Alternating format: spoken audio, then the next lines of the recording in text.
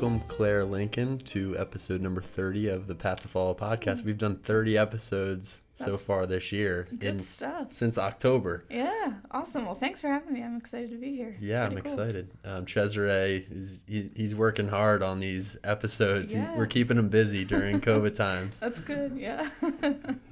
So Claire, just to begin, maybe you can talk about what you do here at Gilman. Yeah, sure. In the modern language department. Yeah, so this year my role is a French teacher. I'm only teaching French this year. My first 3 years here I was teaching 3 French sections and 1 Spanish section, but now I've got kind of a broad range. I've got a French 2, French 3, French 3 honors, and AP. So I've got boys in all the grades and at varying levels of their French language experience. I have a couple students who are in your French classes, and a couple of them that they always say you're their favorite teacher because something that you're doing with the virtual experience is really efficient for them. Brooks Kitchell always raves about your class, so I guess he gets an extra 10 points. Okay, yeah. He gets an A. He gets an A. Well, he's a very smart kid anyway, so I'm sure he's doing pretty well. But what are you doing during this COVID pandemic that's working so well, do you think? I think early on, I tried to ask them as many questions like, hey, what am I doing that sucks? Just to understand. I mean, I was in college and I took some online classes in college. It wasn't so long ago. Mm-hmm. So I had some experience of like, what is it like on the user end of what works and what really didn't. But I tried to get their feedback as much as possible and like, just not take it personally. Like if what I'm doing isn't working for you, what can I adjust? And just, trying to incorporate as much as their feedback as it made sense to incorporate, but I mean, just from the Canvas organization, and I made a lot of mistakes in the spring too. I think it was, we were all scrambling. So I tried to kind of think a lot this summer about what really made my life difficult and what seemed to be the biggest sources of confusion for my students in the spring, to then think about what can I do differently. So, I mean, like nitty-gritty details, like I do a module for every single day with their assignments that they need to turn in the next class are the only things in the module. And so like it's a lot to set up. It takes a stupid amount of time, but it's somewhat clunky to put all those things in there and spend all the time, but once you populate the modules on Canvas, it kind of runs on its own. Yeah, so like I've tried to keep a pretty consistent rhythm just for my own sanity, so that I'm not spending all night and all weekend doing stuff. Try to get my modules for at least Monday and Tuesday of the next week, but ideally the whole week set up on Friday so that all their assignments are in, and then I can, like, on the early end of the week, I can focus on planning and grading. On the latter end of the week, I'm focusing on setting up the next week's assignments. And some weeks that works great and some weeks that doesn't happen at all. But that's what I'm trying to do. And you have 4 different levels of French that you're teaching. So different Canvas page for all of those. That's a lot to keep track of. It's a lot. Yeah. So, I mean, I think, and I let the students know that from the get-go. Like, I am going to make mistakes and I'm going to say I posted something and then I definitely didn't post it. So you just need to tell me, or, just tell me and I will get it up for you. Mm-hmm. But there's stuff falls through the cracks when you've got, 4 different things to run. Yeah. Well, that's the main thing for me too. The communication piece during these times is crucial. Even when someone just emails me, Mr. Scott, you didn't tell us this. It's so helpful for me because I forget. We have 4 different classes. Yeah. We're telling one class something and maybe something slips through the cracks. Totally. But communication is massive during these separated times that we're living in. Yeah, for sure. And I think once they see early on that like, oh, I can bring something up with this teacher and like they will be responsive and they will fix it, it empowers them and makes them feel comfortable to continue to do that in the future. And I've said this before. I feel like I've said this a lot this year. I feel like in some ways I do kind of have it easier because being a French teacher, while I have 4 separate discrete courses, 3 of those 4 classes are all kids that I've taught before. So I didn't have to do the relationship building with most of my students only online. I taught most of them last year and then some of them the year before that. So that helped for sure. So is that first French class that you listed, the French 2 class, is that the beginner's French? Is that like ground zero? No. So ground zero French is middle school, and bless them, Bryn Mawr. I think Bryn Mawr's teaching it right now. No, French 1 is not my jam. So French 2, we kind of do a review, and it's typically mostly freshmen, although this year that's a little bit of an exception. And it's a lot of getting them all on the same page, because they're coming from all these different middle schools, so they don't have a common basis of the language. So, I mean, really the first full semester is just like, okay, what do we know? What do we not know? Who has gaps where? And trying to get everyone on the same page. So it's funny, and it's the same for Spanish too. It seems like it would be an easy course because the language at that level is not difficult. So it feels like it should be an easy course to teach, but it's actually very challenging because there are kids who are crazy bored because you're only reviewing stuff that they've already seen, and there are kids who are floundering because their middle school didn't cover as much. So it's interesting. It's hard to find the proper pace and get everyone up to speed. That's really what you're doing that first Yes. Yeah. year. So French 2 and Spanish 2, that's what those classes are about. How do you make your classes, especially during COVID times, conversational? Because for me, and I've talked to Zealand on the podcast a little bit, and I think we've had some other modern language teachers on, but for me, I feel like I need to have those conversations with people and be in that environment, and it seems so difficult on Zoom. How do you make that work in your classes? I don't know that I always make it work is the first piece, but I mean, I try to do as much setting them up with the sentence structures that they're going to need so that they can make their attempts. And then I think another important piece is establishing for them really early on, like, you are going to make mistakes, so please just try to get over that. Like, you are going to mess this up a lot, and the point is to persevere through it. But putting them in pairs and then asking them the same exact questions that they just did in pairs to get them in conversation, to get them speaking, and like I think they just kind of slowly build up their confidence level with it, because at least in our classes, I'm asking them questions about themselves. I'm asking them questions that should in English would probably be pretty easy to answer. So it's more about building their confidence and helping them to see that like they can make mistakes, but they need to attempt to do it in the target language. Gotcha. And you taught French and Spanish for the majority of your career? Were you teaching both? Probably about 50-50 at this point. So before I came to Gilman, I was teaching at Notre Dame Preparatory, which is up in Towson. And that's all girls, right? That's all girls. And my last year there, I taught French and Spanish, and then my first 3 years here was both. Yeah, so 50-50. Okay. Yeah. So that's impressive. I'm an English teacher. I'm still trying to figure out the language that I speak. And now you have English, you have French, you have Spanish. How did you learn all these languages and want to teach them? I think some people just kind of have a brain that holds languages better, right? And it is hard to explain, but my brain holds them. My brain holds languages. It's interesting if you look at the way that children acquire their first language, and then the part of your brain that acquires second languages begins to shut down for most people at about 13 or 14. That doesn't mean you can't learn a language. It just means it is easier the younger you are. But that is not true for all people. So some people have that language part of their brain stays a little bit more active for longer. And so the thing is, if that part of your brain is continuing to fire, it's going to be easier to continue or to add on additional new languages because that part of your brain has been active. So when you start to learn a new language, your brain kind of creates okay, this was my maternal language, but here's my second language box. And it's going to put all language input into that one little space. So when you add a third language on, initially your two non-maternal languages are going to be, you're going to confuse them.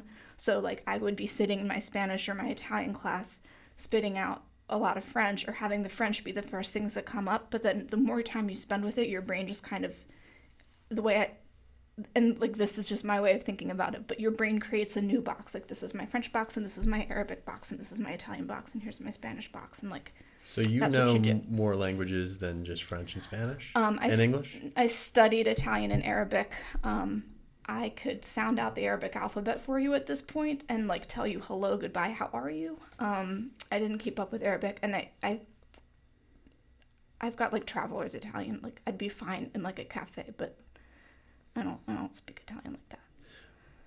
So it sounds like you're naturally gifted, and some people are just naturally gifted at processing language and Some understanding. people have a language brain. Yeah, that's how I think of it. I can't say that about myself. I mean, I haven't tried really to learn new language since I stopped studying Spanish in my freshman year of college, Right. where you have to take your gen ed of Right, foreign and then language, you're done, and then you're saying, and then I'm out of there. But so what language did you learn first? French. Yeah. French first. I started French in high school, and then I added Italian and Arabic in college. And then I actually learned Spanish while I was teaching at NDP, and it was a job security move, to be totally honest with you. I mean, the unfortunate reality is that French enrollment across the nation is nowhere near as high as Spanish is.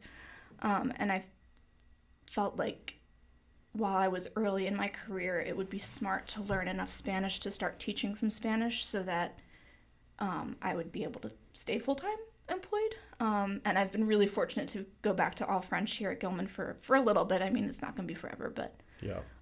yeah. So was that all self-driven, self-taught, your Spanish, or did you take a course, or did you do... I took a summer course at CCBC to learn the basics and to get some pronunciation help, but then beyond that, the first year I was teaching Spanish, I was basically a unit ahead of my students in the book. I would like teach myself what they needed to know, and then like a week later go teach them, which I don't really recommend as an approach, but it worked. It worked for me. I was teaching Spanish 1. It's fresh in your brain. It's fresh in my brain. It's Spanish 1. It's like, it's not hard stuff. It's not hard stuff when you already have a language template, and French and Spanish both being Romance languages, conceptually they are exactly the same. It was just applying new words to the concepts I already had. So that's what made it so easy. You had the blueprint down. Exactly. Are there other languages that you want to learn, or... I really want to pick Arabic back up. I started studying Arabic as a junior in college, and I took 3 semesters of it, and Arabic being a less commonly taught language, having a different alphabet, having their whole language structure be so different, like you're not gonna get to a higher level of proficiency in 3 semesters. Like, it's just not gonna happen. So, but then when I went to grad school, I was in a literature program. And it was only French, so I just let it go. But I'd love to pick Arabic back up. So, awesome. Yeah, Arabic would be a cool language to learn. Yeah. Yeah, I should definitely do some more languages. Try to learn some on my own. See how it goes. I would advocate for that for anybody, but yeah. But from my understanding, it wasn't your intention when you were Penn State. You might be the only person at Gilman who went to Penn State, maybe. Who else? Sarah Sachs, I believe, is a Penn Stater. But yeah. Yeah. I'm from Pennsylvania, obviously, and outside Philly, and I have so many family members who went to Penn State. There's not one person that I know who went to Penn State who doesn't have great things to say about that place. Add me to the list. Yeah, man, what a fun time. Yeah. But it's my understanding that you did not intend to study modern languages when you were at Penn State. No, I was going to do a second major in French because I liked it, but I had no intentions of doing anything with it. It was just because I liked it. I wanted to go into journalism, and when I got into Penn State, I got into the College of Communication, so I started journalism classes right away. I also started French classes right away because to get the major you need to, and I didn't want to take a semester off because I liked it. I was writing for Penn State's paper, the Daily Collegian, writing on the arts beat, but like I kind of woke up one day and I was like, wait, I hate this. Really? Wait, this sucks. Yeah, I don't know. I liked writing and I liked talking to people. And so those are 2 aspects that journalism does incorporate, but I didn't like the idea of having to go knock on somebody's door for a quote after they've gone through a tragedy that, like, I never could totally wrap my head around, like, how do you do that? So I I had like 5 minutes to go until the midnight deadline when you have to officially declare your major, and like freaked out and like called my mom crying. I was like, I'm not doing this. I'm going to French instead. She was like, okay, I'll tell your dad. I was like, okay, bye. Like, clicked, switched to French, and you know, and now I'm here. And that's what happened. So after you graduated from Penn State, how did you find teaching? Because maybe was that an intention too when you were undergrad, or did you know you wanted to be a teacher? No, I specifically didn't want to be a teacher because my mom was a teacher, and I'm like, I can't do what she did, but I'm doing what she does. No, I started a program at they didn't really have a master's program at Hopkins. I just kind of went right into a doctoral program, but I did a year there and I hated it. I hated it so much. So I transferred to UVA and finished up my master's degree down at UVA because they did have a master's program. So my degree is in French literature. Great. And I was teaching undergrads at the time at both Hopkins and UVA. So I was teaching undergrad like 101 courses. And that was the thing that I actually liked about grad school. Like, I didn't love so much having to plow through thousands of pages a week just to be able to take my master's exam. It was a really intense program. But I liked the teaching, so I was like, oh, maybe I could just do this for a little bit. Because, like, also, what else do you do with a master's degree in French literature? Right. You go onto a doctoral program, which I wasn't going to do. Yeah. Or you become a teacher, or you have another major in your back pocket that you could pull out and be like, well, let me put these together. But I didn't have that, so. So a master's degree in French literature, what does that entail? Just a lot of reading of huge French. It was the program at the time, and they changed it the year after I graduated, which is kind of like, of course they did. But the program at the time was very much, I would say, like, very classically French. So we had a reading list of 200 works that you had to read medieval French, like starting in the earliest pieces of literature that we could call French literature. So medieval through for the present French and Francophone writers, and it was just, the literary canon that you had to read, and then you sat for there was a written exam and an oral exam. Wow, it seems pretty intense. I think I would enjoy the teaching part too. It's like it's a break from all that. Yeah, it's the fun part. It was not. I think it could have been. I mean, I like to read too, obviously, but it kind of killed books for me for a little while. Honestly, I was having to read like 3 or 4 like tomes in a week, and you can't read for pleasure at that pace. You're just plowing through, and so I mean, there's a bunch of books that I read. The book I brought today is a bunch of books that I read that I want to revisit to be able to actually take them in and take my time with them. So I don't regret the program. I learned a lot, and at the same time, it was a weird couple of years. It's almost because you're rushing through those large books and maybe not spending enough time on them. Nowhere near enough. Yeah. So after you graduated from the master's program at UVA, how did you find Gilman? I guess you probably knew about Gilman since you are from Baltimore. You've always known about Gilman School. Exactly. So I graduated from UVA, and then I got the job at NDP. So I was there for 4 years, and then I was looking for a change for a lot of different reasons, and Gilman had a job that opened up, and I was like, okay, sure, like, I'll apply, let's see what happens, because at the time I was like, no, I don't want to teach all boys, like, I'm happy in my all girls world, like, I don't think so. But I came and visited for the day, and I was like, oh my God, I am missing out. Like, really? I loved it. I really, really loved it. Wow. Everything about the visiting day, I was like, okay, yeah, no, like, I would like to be here, like, right now. That's such a radical change from an all-girls school to an all-boys school. It's interesting that you came here, visited, and you were automatically wanted to teach all boys. Yeah, I mean, like, I was a little bit like, okay, this is going to be an adjustment, low level of, like, scared, intimidated, but I don't know, the energy was different, and I don't know what it was. What's it like teaching all girls at an all girls school? Or what was NDP like? Because I don't know too much about that school. So NDP is a Catholic school, so there was always kind of a little bit of everything was kind of under the umbrella of the Catholic religion. That said, they are one of the more, I would say, more liberal Catholic schools in Baltimore, but they're still a Catholic school, right?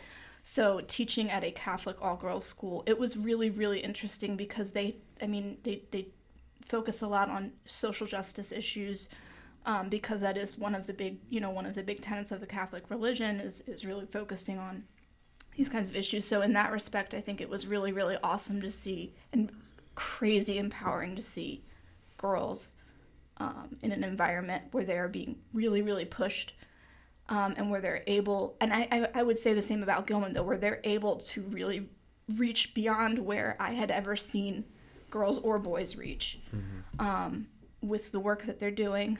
Because I came from public schools. Public schools are public schools. Like, it was fine, but we weren't doing the kinds of things that NDP or that Gilman was able to do. So it was really empowering from like a go girls kind of in a way. That aspect of it was really, really, really cool. Interesting. Yeah, I also come from a public, co-ed school. So coming to Gilman for the first time was interesting for me.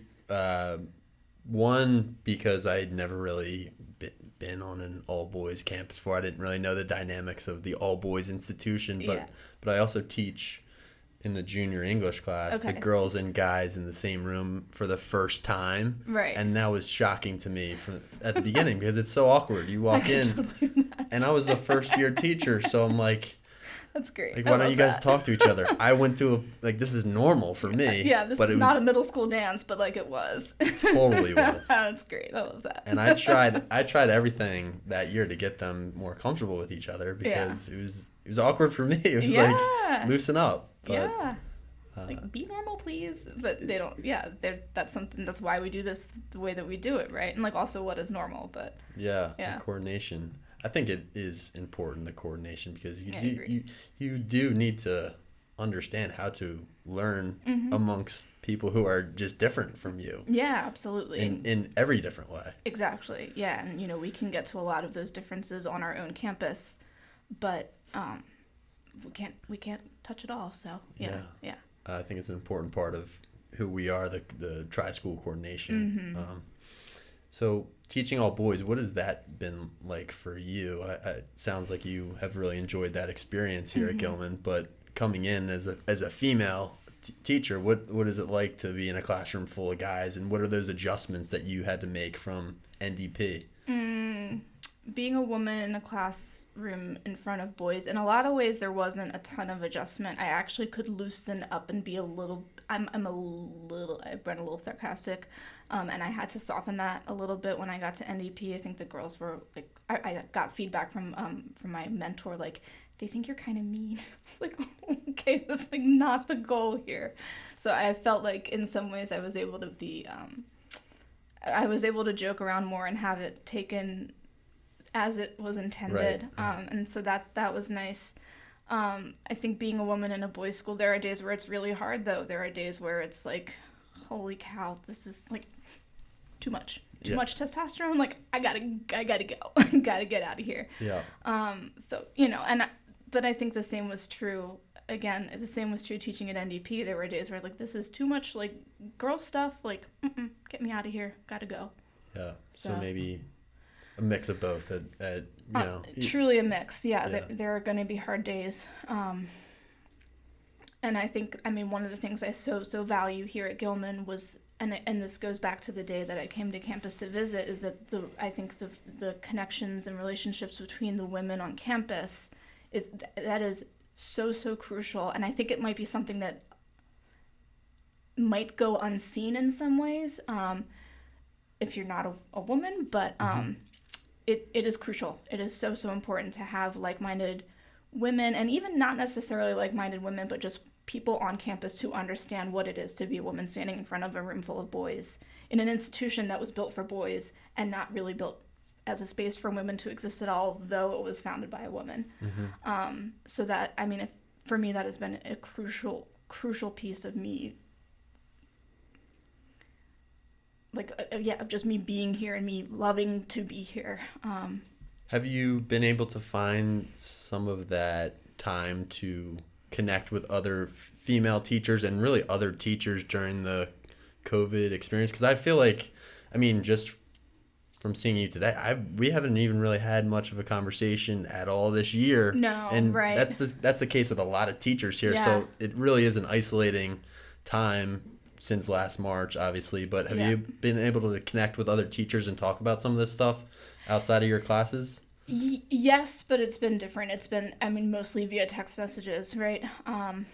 I think I see maybe 3 teachers a day when I'm here. Like I see Ian Brooks and Jeff Gouline up on the 3rd floor because I'm up there. I see Cody and Tim teaching in the science building because the 5th grade got our classrooms, so we're kind of all scattered. And I see Matt, Jalen, and Joe in our that's it. That's who I see. Like period.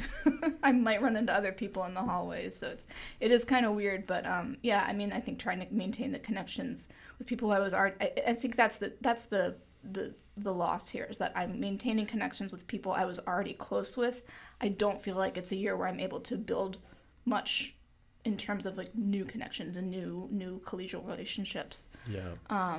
Which is a shame. Yeah, I think, and I told this to the guys in my class, just the small talk is what is missing. Like when you're just walking down the hallway and someone says something, or even at assembly, like some of those just random encounters with people. Exactly, totally. We're really missing that right now. The lunchroom. The lunch, yeah. I don't necessarily miss the lunch, but I miss the lunchroom. Yeah. You know? Like. Yeah, and you don't. Unless it was a mac and cheese day, but that's fine. Yeah. And you don't even really maybe realize it during a non-COVID time. No. Like they're just, it's lunch. It's assembly. Take it for granted. You take it for granted for sure. Yeah. So what are some of the things maybe that you're doing outside of school, outside of work, that you're finding like a relaxing time, or some things that you do for hobbies that is good for the mental during COVID? Yeah. So I knit and I sew, and I did those things before COVID started, but it is nice to have something that you do have to focus and think about. It's using a different part of my brain. So yeah, knitting, sewing, creating, clothes that I can wear. It was kind of nice. I made my shirt. Beautiful. So, yeah, thanks. Very cool. Yeah, you can't buy an octopus shirt. You got to make it. But I love it. That's amazing. Yeah, thanks. Wow. So you make all of your clothes pretty much? No, I make some of my clothes. Some of your clothes. Yeah. Something, it's just not worth it for me to figure it out. How'd you get into this hobby? My mom and my grandma both sew, and when I was a little, they had a children's clothing shop up in Towson Town Center, and I think I was just always kind of surrounded by my mom. My mom's a maker. My dad builds furniture and boats in his free time. I think I just kind of grew up in a house of makers, so I like figuring out how to do stuff, and I like having hobbies that I like working with my hands. So. Yeah. I'm gonna be learning. My husband and I just bought a house, and I fell in love with a table that I can't afford. So my dad's gonna teach us how to build a table. So learning new skills like that, something I like to do. Yeah, I mean, it makes it more meaningful if you just do it yourself. Yeah, that's a cool hobby. That's especially during this time, at least it's something away from the screens that you're doing on your own. It's creative, it's fun. Exactly. Yeah. That's a big piece of it, right? It's like, yeah. Do you do this pretty much every day, every week, or whenever you have time? Yeah, lately it's been whenever I have time. We my husband and I moved right in the middle of winter break, and so we're still doing all kinds of house stuff. Before that all started, I would knit most nights because it's mindless. You just sit in front of the TV, and it's very repetitive. So it is. I mean, there's like a little bit of a meditative aspect to it. It's doing the same thing over and over again. But I'm hopeful, kind of as the small projects at the house wrap up, that'll be something I'll be able to work in more regularly. But yeah, is there do you get inspiration from anything for your clothes that you make, or like how do you come up with the ideas for what your next project is? So there's I mostly on Instagram, honestly. I follow a lot of makers, a lot of sewists, a lot of knitters on Instagram, and just kind of see what they're making, looking at the patterns that I follow. People that develop patterns, which is, I mean, because I don't create my own patterns. I just I buy the pattern and then make what they did, because that is actually extremely challenging. I've tried once or twice. Way too hard. Yeah. But mostly through Instagram. Do you sell any of your stuff, or do you just do it for yourself? I'm a very selfish knitter and sewer. Like, if I I make you something, like, I really like you. you know, that's like, a big birthday present. It's a big, because I think what people don't get so is much time. It's a huge time commitment, and especially knitting, like, it could be months. It could be like a sweater is a month, easily, if not more. And so, like, I have to really like you. Like, I've only even knit my husband a pair of socks, like 2. That's it. Yeah. Like, I don't know. Wow. Yeah. But then there's also the copyright issue, right? If I'm like, this is not my pattern, this is my shirt, but this is not my pattern, I would not be able to make this shirt and then sell it because it's not my pattern. So there's that aspect to it as well. So it doesn't mean people don't, but, like, you shouldn't. So the process of creating those patterns, is that typically on the computer? Is that a drawing? I have no clue how people go about making new patterns like this. Yeah, I mean, I think it just starts with a concept of what you want your garments to look like, but then it ultimately, yes, does wind up on the computer, because you have to figure you're not just creating a pattern for one size. If you're doing it right, you're being extremely size inclusive, so you're working from like a 25-inch waist up through maybe a 60-inch waist, and so the way that you have to grade all aspects of the pattern, the sleeves, the sleeves, the collar, the front of it, the back of it, the yoke, which is the top part here, all of that has to be graded appropriately based on the size range that you're going for. Wow, that's such a cool hobby that you have. It's fun. I mean, I just cut the stuff out and sew it, but it's fun. Yeah, and it's relaxing. I mean, get away from whatever it is you're doing. Yep. I feel like my brain at the end of the day, from looking at my MacBook Air, it's gonna explode. Yeah, totally toast. So like I like to paint a little bit. I like to just go outside. I mean, go for a run. Just get away from the technology. Yeah, when the weather's nice, go hiking. I do a lot of hiking, cool. which is nice. But I'm not that intense. Like, it's too cold right now. Where do you hike around here? Kind of all over the place. I go up to there's a bunch of different locations for Patapsco State Park. You can go hiking. So that's kind of heading out towards Columbia-ish. And then up into Harford County, there's I do like the King and Queen seat, which is, they're relatively vertical, but they're pretty short. There's a couple trails up there, and then through Gunpowder State Park, there's couple different locations. That's my spot. Gunpowder. Cool. Yeah, nice. Jerusalem Road. I don't know if it's defined as hiking, but it's a great spot, and not that many people there. No. Yeah. Yeah, it's a nice little secret. Yeah, it's cool. Oregon Ridge, you should check out up in Hunt Valley. They're got probably 5 or 6 different trails back there. Yeah, it's cool. Yeah, when I first moved here, I was like, Maryland just does not have any hiking, but they're all hidden gems. Yeah. You have to figure it out. Yeah. That's funny. So I understand you also like to travel a lot, and I'm curious about maybe your experiences going to Paris. Have you been over to France and to Spain too? And what were those? Never been to Spain. Never been to Spain. Yeah. I've been to France a few times. When I wasn't traveling with students, each time I went, it was like, you know what, I need to take a trip. Poof, purchase the ticket. They were not maybe the most thought out processes, but it's going to France. Like, you just get on a plane. You just go. Just do it. So yeah, the first time I went, I was a junior in college, and I just bought a flight for my spring break. I was, some girls cut bangs when they're having a bad day. I was like, I'm buying that plane ticket. So I did that, and it was cool. And I was only there for a week my first time, but it was like, it just totally solidified. Like, yeah, I picked the right course, course of study. And I've been back 3 or 4 more times for my own travel. And then when I was at NDP, I chaperoned some trips, and then we're not chaperoning trips right now, so, but I mean, that's something I'd like to do again. But I've traveled, spent more time in Paris, but then traveling through the south of France as well. What was that, like Marseille? Where'd you go? I was in Avignon. I've been to Aix-en-Provence, and then Nice, which is right on the Mediterranean. Right on the beach, right? Is it beach? Yeah. Yeah, it's beach, but they're like big rocks. It's actually not like this sandy beach that people think it is. It's actually, it like kind of hurts your feet. Yeah. But it is a beach. It's just different than what people think it is. What else is there to do down south of France? Drink wine. Drink wine. Have a good time. Yeah. Enjoy the sun. It's pretty relaxed. Yeah. Air blows and it smells like flowers, and you're just like, okay, I hate this. Yeah. Well, you wonder why all the French artists went down there. Yeah, It's no, because exactly. The It's beauty gorgeous. of nature. Yeah, you get to the much more Mediterranean vibe, and that's cool. Any interested in going to Spain? Totally. Yeah, I would love to go to Spain. Next on the list? It's on the list. It's not next on the list. Okay. Yeah. I'd like to take my honeymoon to Greece. That would be pretty cool. But I think other than that, Morocco is like my number one. I really want to go to Morocco.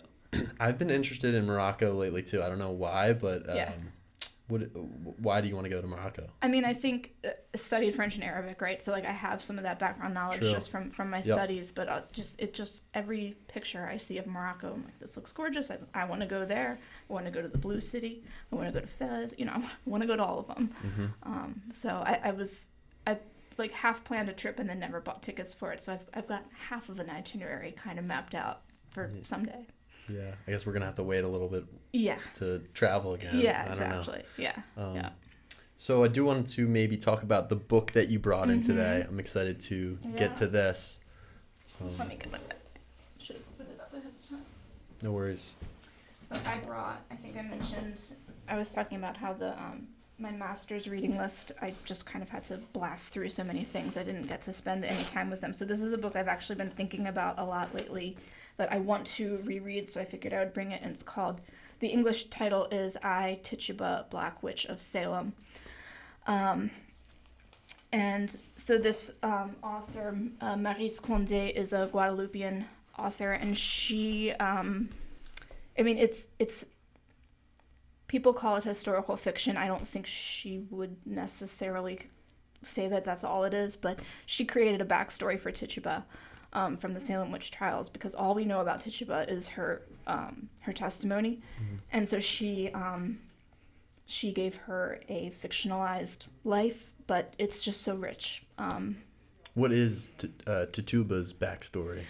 She well, we don't know. Like, her actual backstory is unknown. So what she came up with is that she was born in Barbados. So this is all fictionalized about her. Mm-hmm. Oh, wow. Mm-hmm. Yeah, but it's great. I don't know. So what ended up happening to? She in reality or in the book? In the book, because I guess that's all we know. That's right? all we know, right? And we don't know it. It's totally fictionalized. So she's born in Barbados. Her mom dies young. She is taken in by a woman who's a healer, but like she's a witch doctor, but that's what they call it, but that's not what she actually is. She's a healer. So she is trained in a lot of natural healing, natural medicine, which we know at the time was then looked down on and used as a reason to kill people, specifically women. And that's kind of some of the background of the whole Salem Witch Trials, right? And so then she winds up being enslaved, and then at some point Samuel Parrish purchases her, so then that's how she winds up in Salem. When he dies, she is sold to another man who, when he dies, frees her and then sends her home back to Barbados. But like, that's the irony, is like the whole story is one of the themes in the whole story is what's the word? She gets off. Déracine. You know the French word. I know the French word. I don't. That's okay. But the fact that she doesn't have any roots, because she's not from Barbados, right? Like, she was brought over by the colonizers. So the whole idea of like sending her back home, but like it's not back home. She's Barbadian, but like she's not Barbadian. She's never really had a home. So there's kind of this piece of her searching for, what is a home? What is my home? How can I find my home? How might I define it?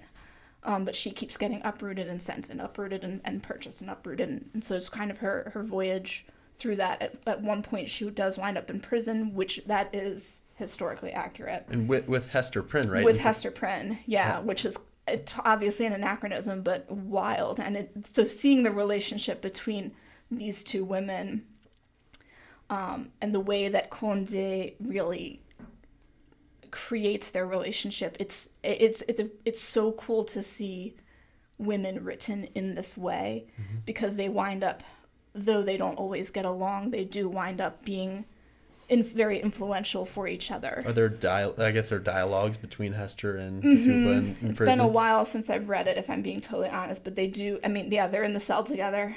What's really interesting is I teach the Scarlet Letter for juniors, and Nathaniel Hathorne, who wrote the Scarlet Letter, his dad, John Hathorne, different last name spelling, because Nathaniel was like, I don't want to be anything. No, it was his grandfather. I don't want to be anything like my grandfather, who sentenced all these women to death.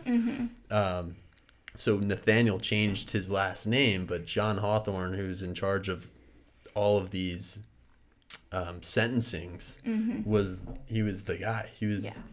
I'm sure he's in the book that you're talking about. But yeah, it's fascinating. Yeah, and how she adds Hester into this. I think absolutely on purpose she did it, right? Cool. What made you want to choose this book to bring in? Why do you like it so much? I think it was a book that I read, and while I was reading it, I was just like, I just kept kind of like having to shake my head, like, what, like, oh my God, like, I just feel like I hadn't read a book that made me think so much, and I want to read it again for that exact reason. It's been like 6 or 7 years 7 or 8 years since I've actually had to sit down and read it. So I think I feel like I'm ready to like pick it up again and give it a second look and see like, okay, so what was going, like, I remember different moments in the story that just kind of blew me away, and I want to see what those look like with 32-year-old eyes now instead of like 24-year-old eyes. Yeah, that's the best, is rereading. I like books. to reread books, and I know some people are like, why, you know what happens? And I'm like, but like, that's not the point, it's though. not the point. Like, okay, it's not about the plot. I mean, it is, but like, there's so much more there. There's a French author, 16th century author, Rabelais. He wrote Pantagruel and Gargantua, and in his my knowledge failing me, but I believe it was the introduction to Pantagruel. He talks about how a book is the reader needs to read the book the way the dog works with a bone, and like they work to get every little bit of the marrow out of the bone, and that's how a reader should approach a book. And it's like a super famous, like, there isn't a French person that wouldn't have learned about that passage of literature at some point in their high school career, right? But it's like one of those. But I do. That's how I feel. I agree with that guy. Yeah. You gotta reread him. Awesome. I love that. Yeah. That quote. So great. I'm gonna definitely check this book out. Yeah. I think it relates well to what I'm teaching too. Totally, and it's widely translated. Fairly recently translated? In the 90s. It was written in 86. It was translated in the 90s. Okay. Yeah. So maybe the last question that I have for you is, I've been doing the podcast for a couple months now with Cesare, and we have a long list of people that we want to talk to and get in here and learn maybe a little bit more about. If you were the podcast host and you were at Gilman, and you can choose alumni, students, teachers, staff, faculty, it doesn't matter, who would you maybe want to talk to and learn a little bit more about?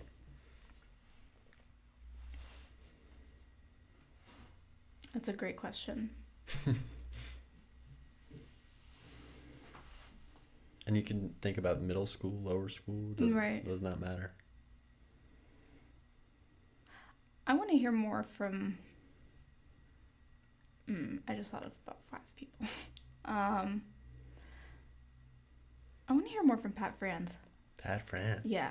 She's got, like, I mean, I know so little. I mean, like, I know some things about her and where she, how she wound up at Gilman, but I feel like she'd be someone I'd want to hear from. That's a great recommendation, yeah. Or I'd love to hear from Avante Jones, too. Yeah, I had no idea also Avante, she was singing. Yeah. She's amazing. Yeah. I mean, there's all the socks off. Yeah. I was like, is that a Fonte? Yeah. That was pretty cool. She killed it. Yeah. Yeah, there's so many people here who have like side talents, side hobbies. Like you're, sewing and knitting. That was amazing. Like thanks. Everyone has different things that they do. So trying to get that out there for people to learn a little bit more about. Yeah, totally. Awesome. Totally. Well, Claire, thank you for coming in today. It was a great conversation. Thanks for having me. Thank you so much. We'll see you soon. Sounds good.